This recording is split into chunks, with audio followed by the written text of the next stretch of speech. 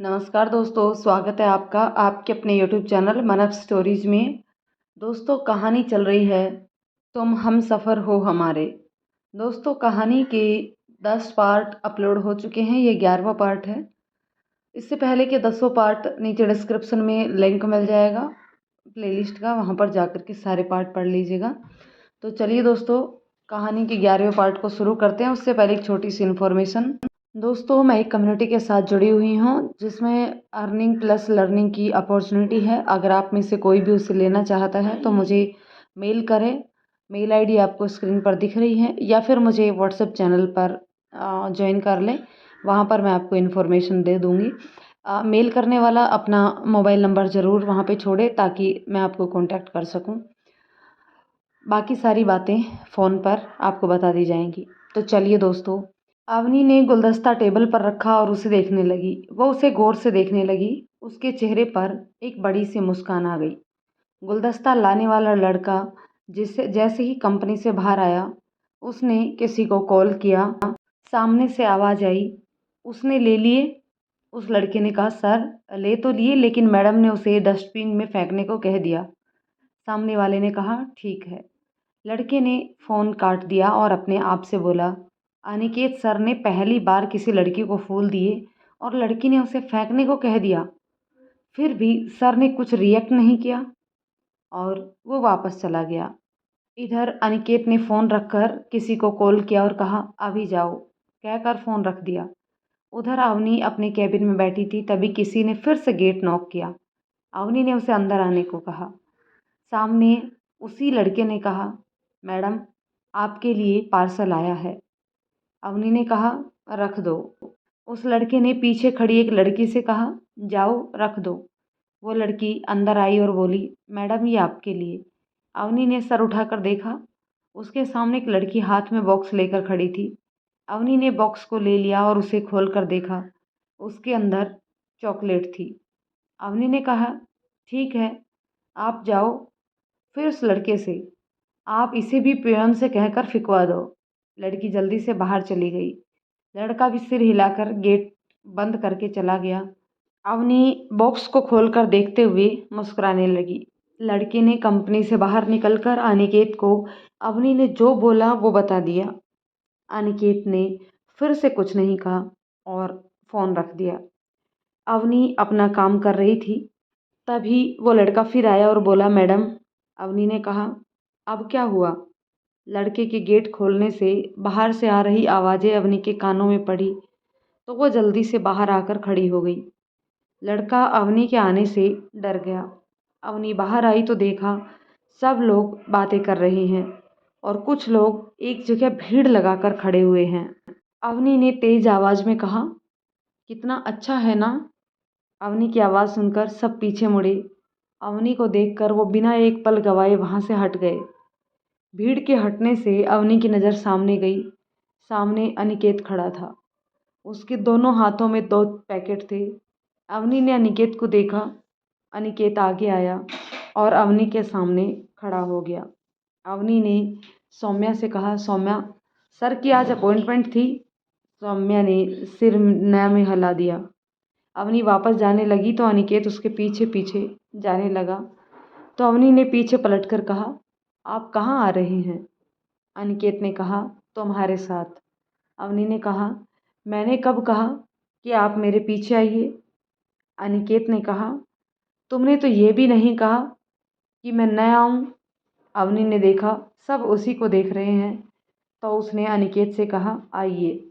अनिकेत उसके पीछे पीछे चल दिया।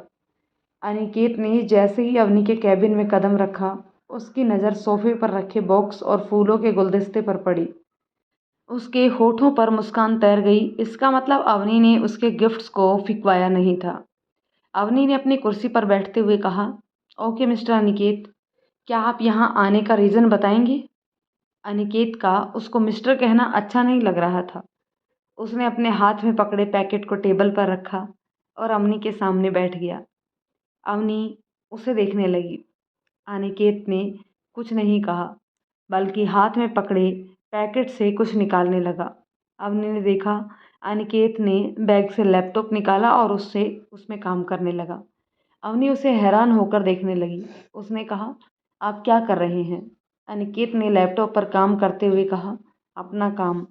अवनी ने चिढ़ते हुए कहा, वो तो मुझे भी दिख रहा है, आप यहाँ क्यों कर रहे हैं? अनिकेत ने कहा, क्योंकि मेरा मन कर रहा है। अनिकेत का जवाब सुनकर अवनी ने मन में कहा, अनिकेत का मन किया तो वो यहाँ आ गया। अवनी ने कहा, इससे अच्छा जवाब आपको नहीं मिला? अनिकेत ने कहा, नहीं। अवनी ने कहा, आप जाइए, मुझे काम करना है। अनिकेत ने कहा, तो करो, मैं कौन सा तुम्हें पकड़ रहा हूँ।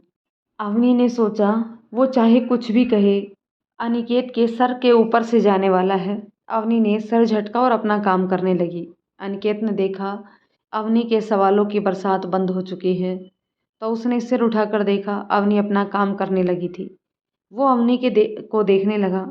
सच में अवनी उसे ब्लैक कोट में अच्छी लग रही थी। अनिकेत ने अवनी के चेहरे की तरफ देखा। वो फाइल पढ़ने से हुए गंभीर था। अवनी को अपने चेहरे पर तपीस महसूस हो रही थी। उसने सिर उठाकर अनिकेत को देखा। अनिकेत अपने दोनों हाथ टेबल पर टिकाए हुए अवनी को देख रहा था। अवनी को देखने से उसके लैपटॉप पर उंगलियां चलानी शुरू हो गई। अवनी ने फिर से अपनी फाइल पढ़नी शुरू कर दी। वो अनिकेत की मौजूदगी की वजह से पढ़ नहीं पा रही थी। वो बार बार एक ही लाइन पढ़े जा रही थी। तभी किसी ने दरवाजे पर नॉक किया। अवनी ने अंदर आने को कहा। सौम्या गेट खोलकर अंदर आ गई। उसकी नज़र अनिकेत पर गई। उसे तो लगा था कि अनिकेत जा चुका है, लेकिन वो अभी भी यहीं था। सौम्या अनिकेत की तरफ देख रही थी। अवनी ने सर उठाकर सौम्या को अनिकेत की तरफ देखा। देखते हुए देखा तो गुस्से को दबाते हुए कहा, कुछ काम था?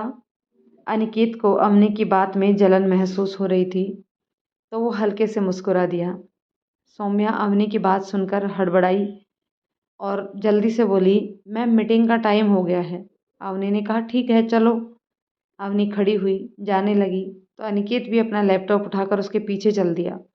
अवनी को ध्यान ही नहीं था कि अनिकेत भी उसके पीछे चल रहा है।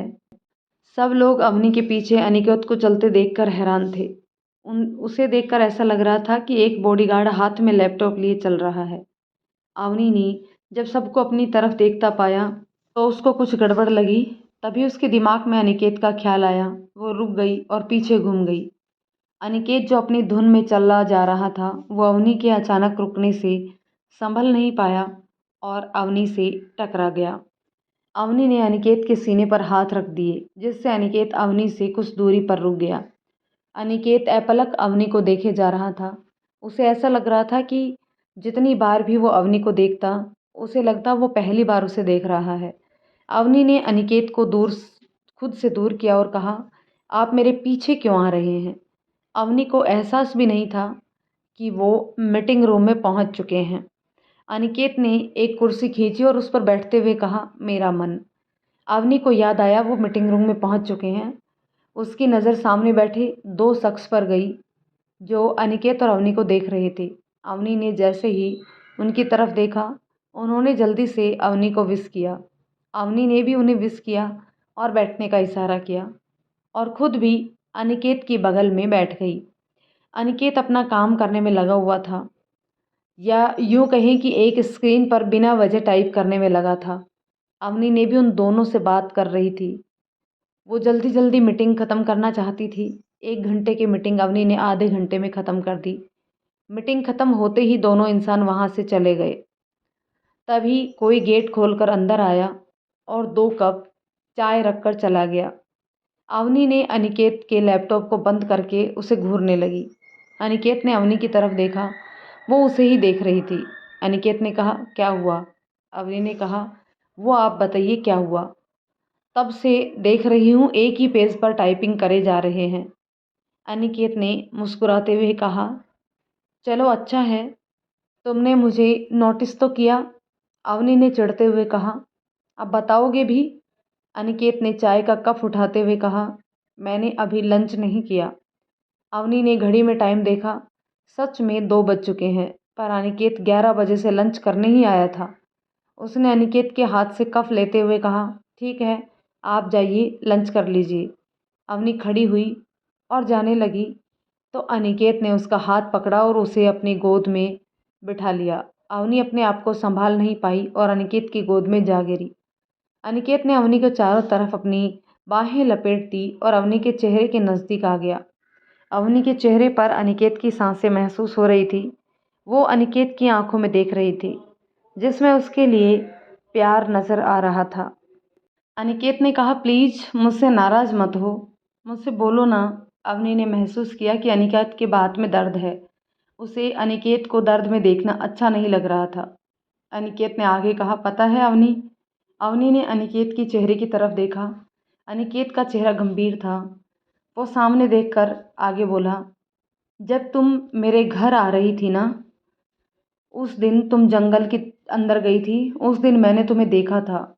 उस दिन मुझे लगा कि मैंने तुम्हें हमेशा के लिए खो दिया है, लेकिन जब तुम मुझे अपने घर पर मिली तो मेरे दिल को तसल्ली हुई कि तुम अब मेरी हो।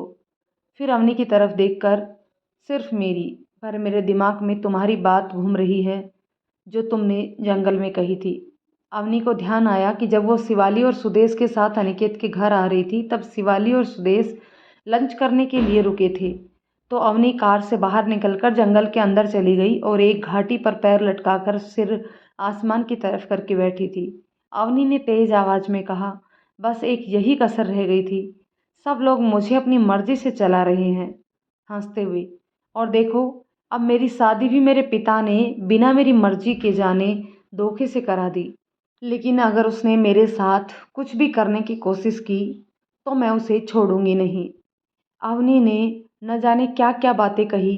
इस बात से अनजान कि अनिकेत उससे दूर खड़े उसकी बातें सुन रहा है। अनिकेत की आवाज़ से अवनी यादों से बाहर आई।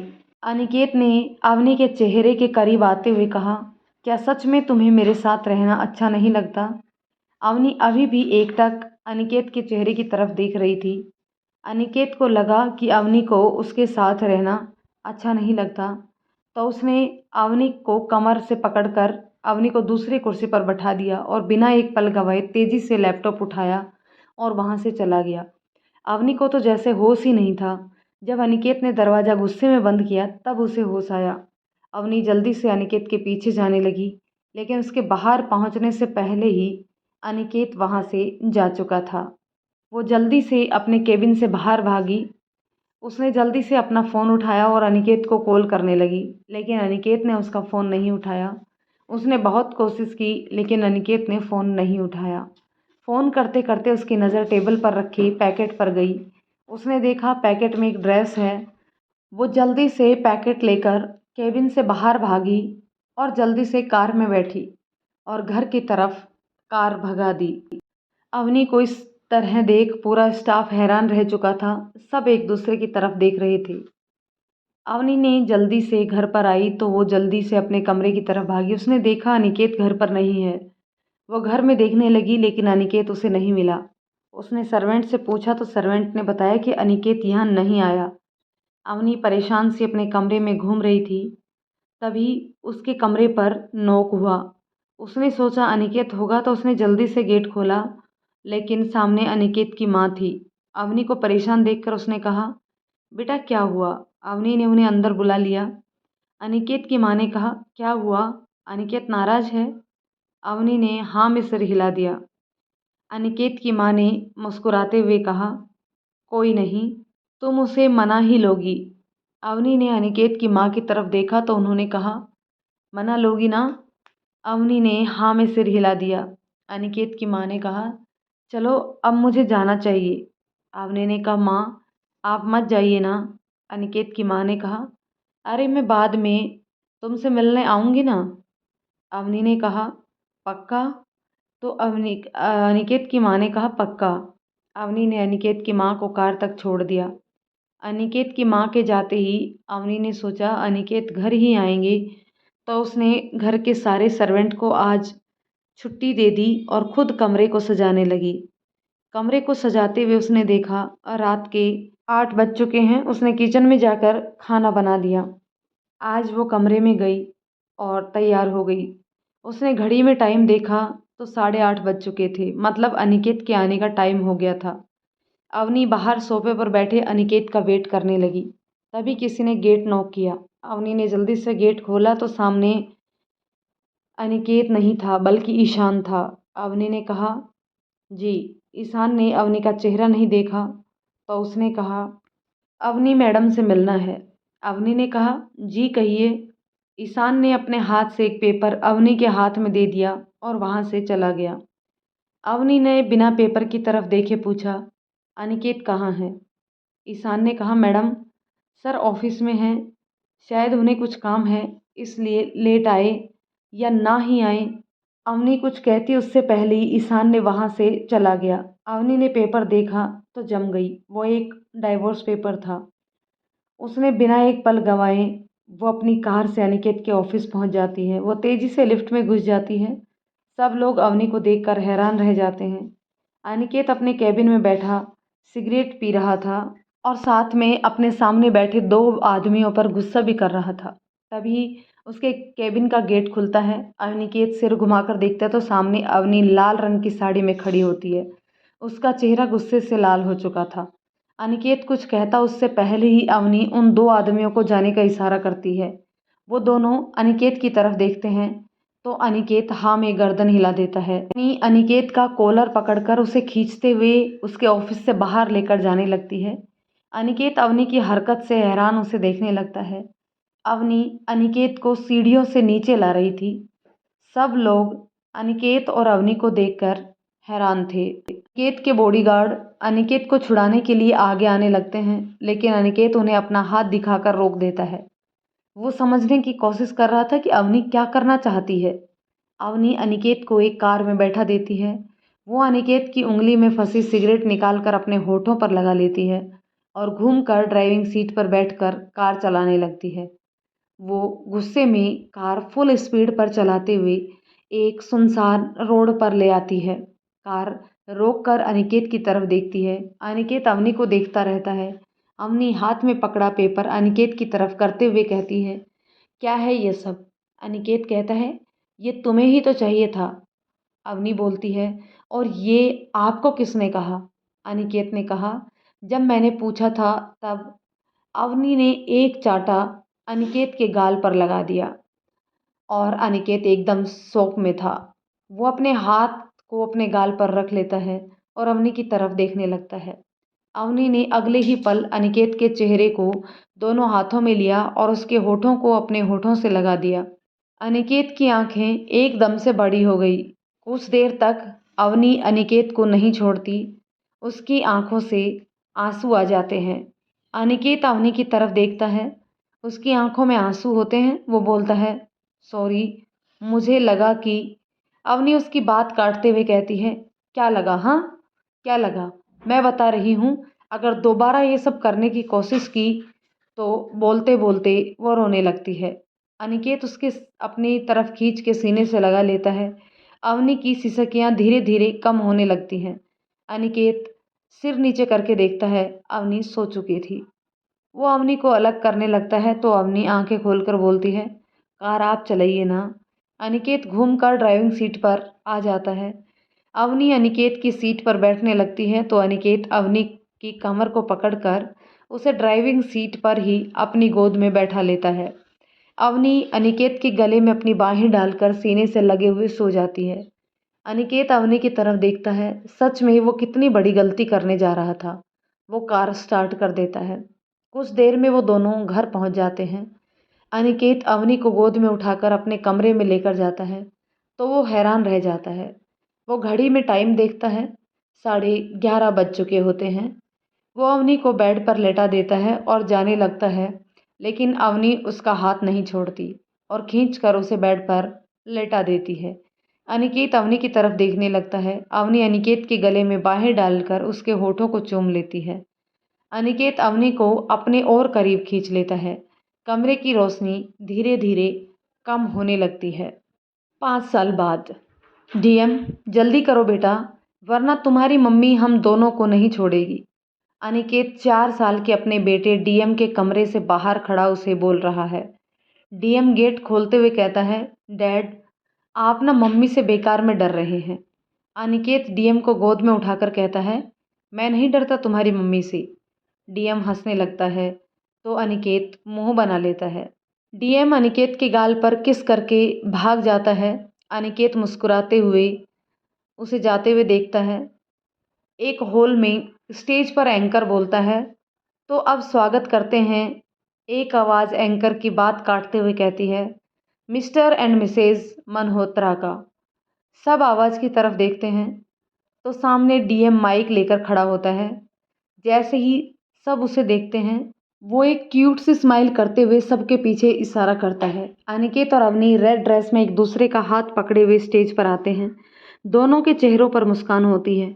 डीएम भागकर उन दोनों के पास जाता है तो अनिकेत मुस्कुराते हुए डीएम को गोद में उठा लेता है और स्टेज पर आ जाता है। उन तीनों को आते ही स्टेज पर तालियां बजने लगती हैं। अनिकेत हाथ में माइक लेकर कहता है, आप सभी का दक्ष के जन्मदिन पर आने का बहुत बहुत शुक्रिया। चलिए अब ज़्यादा देर ना करते हुए केक काटते हैं। केक लाया जाता है। डीएम केक काटते हैं और अनिकेत और अवनी को खिलाता है। अनिकेत और अवनी पार्टी में सबसे मिल रहे होते तभी एक आदमी आकर हाथ बढ़ाते हुए कहता है, हेलो मिस्टर अनिकेत। अनिकेत हाथ मिलाते हुए कहता है, हेलो जगत। जगत ने कहा, लगता है हम जल्द ही दोस्त बनने वाले हैं। वैसे आपका क्या ख्याल है? कहते हुए दूसरी तरफ देखने लगता है। अनिकेत जगत की नज़रों का पीछा करते हुए देखता है। डीएम वहाँ खड़ा था तभी एक लड़की आकर उससे हैंडशेक करते हुए उसे जन्मदिन विश करती है। डीएम बस उसे थैंक यू कहता है। अनिकेत मुस्कुराते हुए कहता है, राइवल्स दोस्त बनते हुए अच्छे नहीं लगते। जगत अनिकेत की तरफ देखता है तो अनिकेत उसे डीएम और लड़की की तरफ इशारा कर देता है। जगत सिर घुमाकर देखता है। डीएम थैंक यू कहकर जाने लगता है तो वो लड़की कहती है, क्या तुम मेरे दोस्त बनोगे? डीएम मुस्कुराते हुए कहता है, राइवल दोस्त बनते अच्छे नहीं लगते। कहते हुए जेब में हाथ डालकर पीछे घूम जाता है। लड़की बस डीएम को जाते हुए देखती है। जगत तो हैरान होकर डीएम को देख रहा होता है। अनिकेत मुस्कुराते हुए वहाँ से चला जाता है और डीएम का हाथ पकड़ लेता है। डीएम आई विंक कर देता है और अनिकेत मुस्कुरा देता है। दोनों अवनी के पास पहुँच जाते हैं। अवनी मुस्कुरा देती है। अनिकेत मुस्कुराकर उसका हाथ पकड़ लेता है। सब तीनों को देखकर खुश हो जाते हैं। पार्टी खत्म होने के बाद तीनों घर आ जाते हैं। अवनी डीएम को सुलाकर कमरे में आती है तो अनिकेत उसे पीछे से पकड़कर टाइट हग कर देता है। अवनी मुस्कुराकर पीछे घूम जाती है और अनिकेत के गले में बाहें डाल देती है। अनिकेत उसे हग करते हुए कहता है, थैंक यू मेरी लाइफ में आने के लिए। थैंक यू मेरी लाइफ को स्पेशल बनाने के लिए। थैंक यू डीएम जैसा तोहफा मुझे देने के लिए। कहकर अवनी के होठ पर अपने होठ रख देता है। दोस्तों, इसी के साथ ये कहानी यहाँ ख़त्म होती है। पूरी कहानी आपको कैसी लगी कमेंट करके ज़रूर बताइएगा। यदि ये कहानी आपको पसंद आती है तो इसे लाइक शेयर करें। यदि चैनल पर नए हैं तो प्लीज़ चैनल को सब्सक्राइब ज़रूर कर लें। साथ ही साथ बेल आइकन को भी क्लिक कर लें ताकि आने वाली नई कहानी का नोटिफिकेशन आप तक पहुँच जाए। धन्यवाद दोस्तों।